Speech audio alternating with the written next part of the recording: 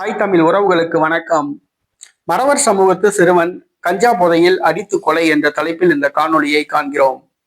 மறவர் சமூகத்து சிறுவன் கஞ்சா போதையில் அடித்து கொலை என்ற தலைப்பில் இந்த காணொளியை காண்கிறோம்.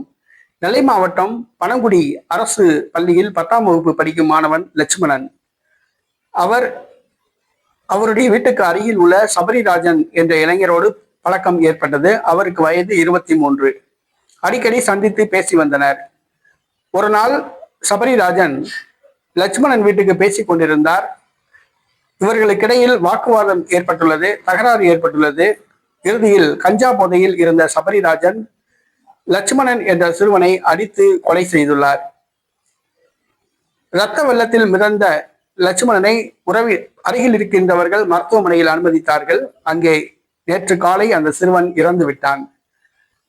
சபரிராஜனை காவல்துறையினர் கைது செய்து விசாரித்து வருகின்றனர். ஓரின சேர்க்கைக்கு அழைத்ததாக கூறப்படுகிறது. ஆனால் உண்மை நிலவரம் எதுவும் தெரியவில்லை.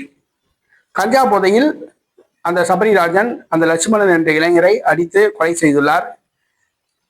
தமிழ்நாட்டில் கஞ்சா இல்லை, கஞ்சா முற்றிலுமாக அழிக்கப்பட்டது, போதை இல்லாத மாநிலமாக மாற்றப்பட்டது என்று தமிழக சுகாதாரத்துறை அமைச்சர் சுப்பிரமணியன் சற்று ஒரு சில நாட்களுக்கு முன்பு தெரிவித்திருந்தார். ஆனால் கஞ்சா போதையில் கொலைகள் பல நடைபெறுகின்றன.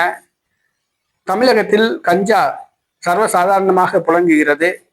பள்ளிக்கூடங்களுக்கு அருகில் உள்ள பெட்டி கடைகளில் விற்கப்படுகிறது. மாணவர்கள் கஞ்சா குடித்துவிட்டு பள்ளிக்கு செல்கிறார்கள். ஆனால் போதை ஒழிப்புத்துறை செயல்படவில்லை. முற்றிலும் செயலிழந்த துறையாக போதை ஒழிப்புத்துறை உள்ளது. தமிழக அரசு இளைஞர்கள் நலனை கருத்தில் கொண்டு கஞ்சாவை ஒழிக்க நடவடிக்கை எடுக்க வேண்டும்.